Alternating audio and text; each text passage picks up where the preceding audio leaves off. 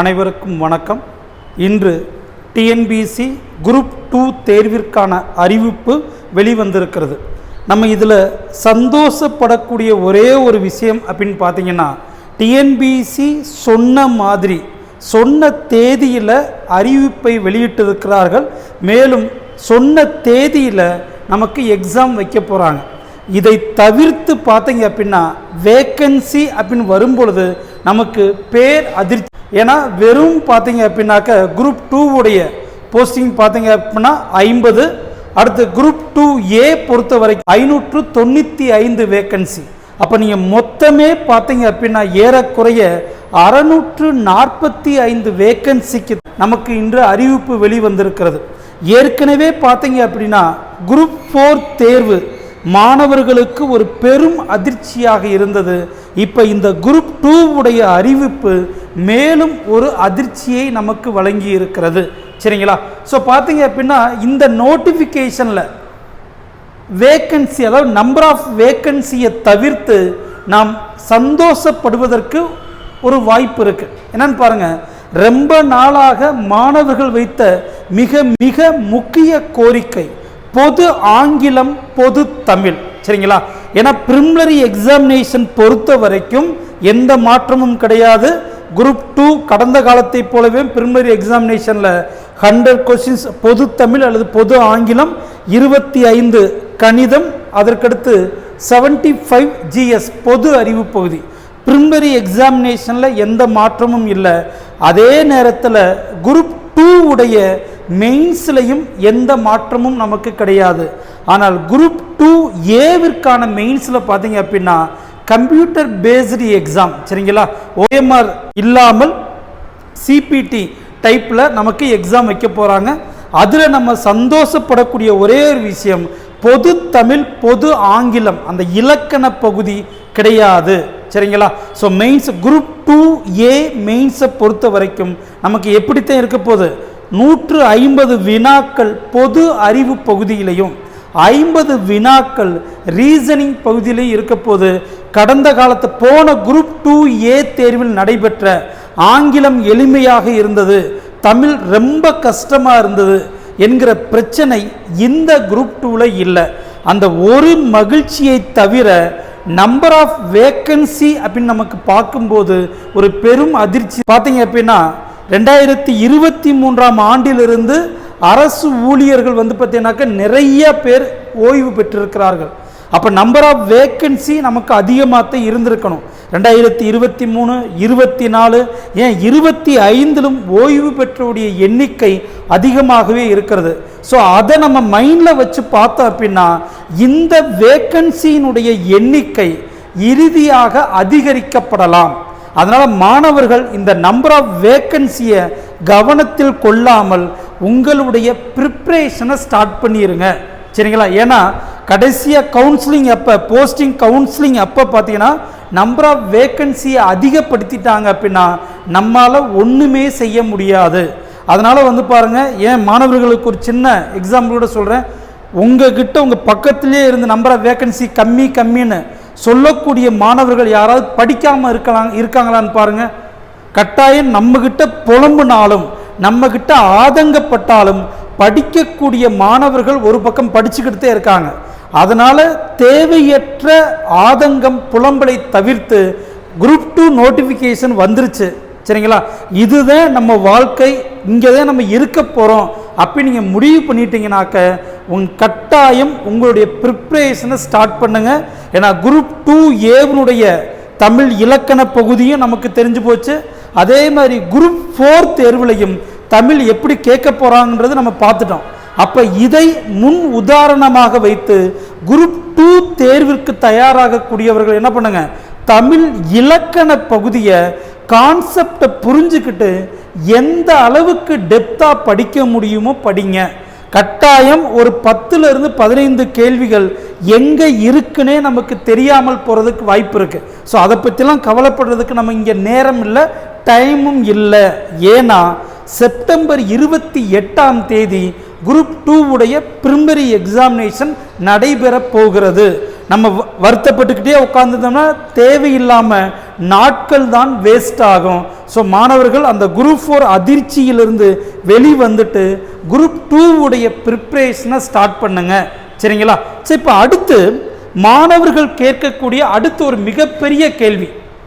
So இன்னைக்கு பார்த்தீங்க அப்படின்னாக்க, சார் குரூப் 2 நோட்டிஃபிகேஷன் வந்துருச்சு, நான் பொது தமிழ் எடுக்கட்டுமா பொது ஆங்கிலம் எடுக்கட்டுமா? நிறைய பொது தமிழ் எடுத்த மாணவர்கள் பொது ஆங்கிலத்துக்கு நாங்கள் மாறப்போகிறோம்னு சொல்லிக்கிட்டு இருக்கீங்க. நீங்கள் பொது ஆங்கிலத்திற்கு மாறுவது தவறல்ல.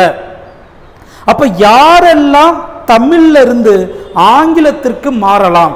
நீங்கள் பாருங்க, சின்ன வயசுலேயும் ஸ்கூல் டேஸ்ல இருந்து ஆங்கிலத்தை நீங்கள் விரும்பி படித்திருந்தால், உங்களுக்கு கிராமர் வந்து பார்த்தீங்கன்னாக்கா ஸ்கூல் டேஸில் நல்லா வந்திருந்தா, ஸ்கூல் டேஸில் உங்களுடைய ஆங்கில அறிவு ஓரளவாவது நன்றாக இருந்தால் நீங்கள் பொது ஆங்கிலத்தை தேர்வு செய்து கொள்ளலாம்.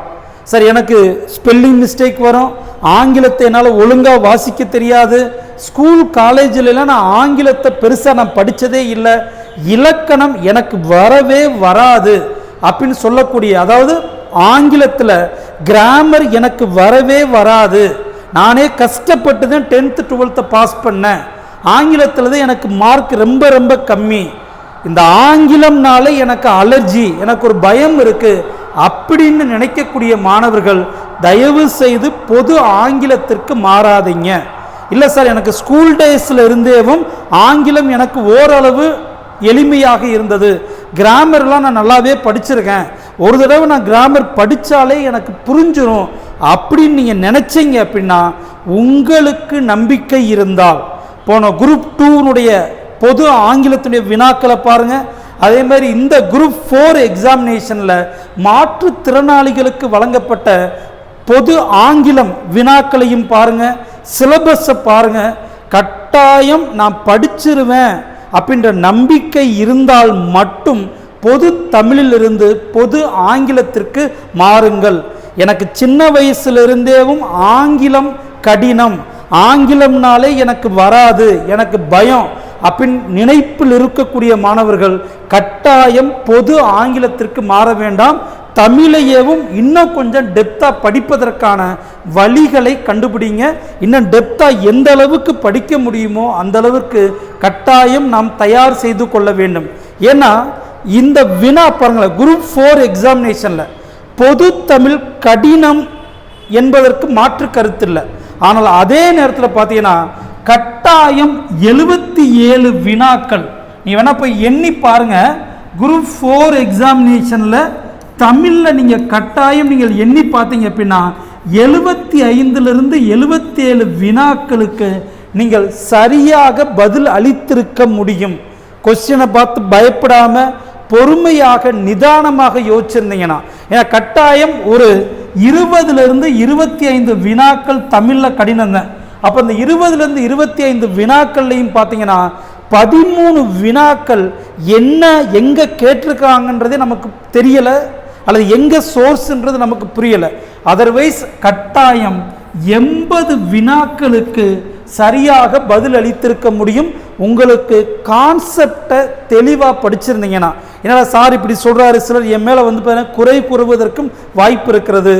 ஆனால் உங்களுடைய குரூப் 4 கொஸ்டின் பேப்பரை எடுத்து பொறுமையாக நிதானமாக எண்ணி பாருங்கள். உங்களுக்கு எந்தெந்த கொஸ்டின்ஸ் எல்லாம் நமக்கு தெரியும் நீங்கள் எண்ணி பார்த்தீங்கன்னா 75 வினாக்கள் கட்டாயம் உங்களுக்கு தெரியும். சரிங்களா? மீதி இருக்கக்கூடிய 25 வினாக்களுக்கு இன்னும் உங்களை நீங்கள் தயார் செய்து கொண்டால் போதுமானது. அதே மாதிரி குரூப் 2 தமிழ் இப்படித்தான் இருக்கும் நம்மளால் சொல்ல முடியாது. ஒருவேளை எளிமையாக இருப்பதற்கும் வாய்ப்பு இருக்கிறது, அல்லது இதைவிட கடினமாக இருப்பதற்கும் வாய்ப்பு இருக்கிறது. நம்ம எது எப்படி இருந்தாலும் நாம் தேர்விற்கு நம்மளை தயார் செய்து கொள்ள வேண்டும். அதனால் யோசித்து ஆங்கிலம் வருமா வராதா என்பதை மிக தெளிவாக புரிந்து கொண்டு பொது தமிழிலிருந்து பொது ஆங்கிலத்திற்கு மாறுங்கள். சரிங்களா? அப்போ இந்த வரக்கூடிய குரூப் 2 தேர்விற்காக நாம் மதுரை ஆர்கே ஐஏஎஸ் அகாடமி பார்த்தீங்க அப்படின்னாக்க ஒரு டெஸ்ட் சீரீஸை நம்ம லான்ச் பண்ணுறோம். சரிங்களா? வரக்கூடிய 17ஆம் தேதியிலிருந்து இந்த டெஸ்ட் சீரீஸ் வந்து பார்த்தீங்கன்னா ஆரம்பமாகிறது. மொத்தம் பார்த்தீங்கன்னாக்க 24 தேர்வுகள் கொண்டது. வினாக்கள் தற்போதைய டிஎன்பிஎஸ்சியினுடைய வினாக்களை அடிப்படையாக கொண்டு மிக கடினமாகவே தயார் செய்யப்பட்டிருக்கிறது. நீங்கள் வரக்கூடிய 17ஆம் தேதி முதல் தேர்வு என்பது அனைத்து மாணவர்களும் இலவசமாகவே எழுதி கொள்ளலாம். சரிங்களா? ஃபஸ்ட்டு டெஸ்ட் வந்து பார்த்தீங்கன்னா உங்களுக்கு ஃப்ரீயாகத்தையும் கொடுக்குறோம். ஸோ எழுத நினைக்கக்கூடிய மாணவர்கள் கீழே இருக்கக்கூடிய எண்ணிற்கு உங்களை முன்பதிவு செய்து கொள்ளுங்கள். நீங்கள் டெஸ்ட் நீங்கள் பார்த்தீங்கன்னா உங்களுக்கு தெரியும், அந்த அளவுக்கு மிக கடினமாகவே வினாக்கள் தயார் செய்யப்பட்டு இருக்கிறது. சரிங்களா? ஒரு 17ஆம் தேதி ஜிஎஸ் நடக்கும். அதற்கடுத்தபடியாக தமிழ் ஆர் ஆங்கிலம் நடக்கும். மீண்டும் அதற்கடுத்து ஜிஎஸ். மிக தெளிவாக உங்களுக்கு அட்டவணையை நாங்கள் தயார் செய்திருக்கிறோம். தமிழ் மற்றும் ஆங்கிலம் ரெண்டிற்குமேவும் தனித்தனியாக டெஸ்ட் சீரீஸ் நம்ம லான்ச் பண்ணுறோம். சார், ரெண்டினுடைய சிலபஸும் பார்த்தீங்க அப்படின்னா 2 டெஸ்ட் சீரீஸினுடைய பாடத்திட்டம் கீழே இருக்கக்கூடிய லிங்க்கில் அவைலபிளாக இருக்குது. மாணவர்கள் டவுன்லோட் பண்ணி பயன்படுத்தி கொள்ளவும். சரிங்களா? ஸோ பொது தமிழ், பொது ஆங்கிலம் என்கிற தேவையற்ற பயத்தை தவிர்த்து நீங்கள் எக்ஸாமுக்கு உங்களை தயார் செய்து கொள்ளுங்கள். இந்த ஃபீல்டில் தான் நம்ம இருக்க போகிறோம், தேர்விற்குத்தான் நாம் தயாராக போகிறோம் அப்படின்னா எதை பற்றியும் கவலைப்படாமல், கட்டாயம் கவலை இருக்கும், கவலையை மறந்து இதை விட இன்னும் அடுத்து வரக்கூடிய குரூப் 2 தேர்விற்கு நான் சிறப்பாக தயார் செய்வேன் அப்படின்ற எண்ணத்தோட உங்களுடைய ப்ரிப்ரேஷனை ஸ்டார்ட் பண்ணுங்க. கட்டாயம் என்றாவது ஒரு நாள் உங்களுக்கான தேர்வு முடிவு உங்களுக்கு சாதகமாக இருக்க வாய்ப்பு இருக்கிறது. உழைப்பிற்கு மீறிய ஒன்று உலகத்தில் கிடையாது. அதே மாதிரி நம்பிக்கையோட உங்களுடைய உழைப்பு, உங்களுடைய ப்ரிப்ரேஷன் நீங்கள் ஸ்டார்ட் பண்ணுங்கள். குரூப் 2 தேர்வில் நீங்கள் வெற்றி பெறுவதற்கு வாழ்த்துக்கள். அடுத்த பதிவில் நாம் சந்திக்கலாம். நன்றிப்பா.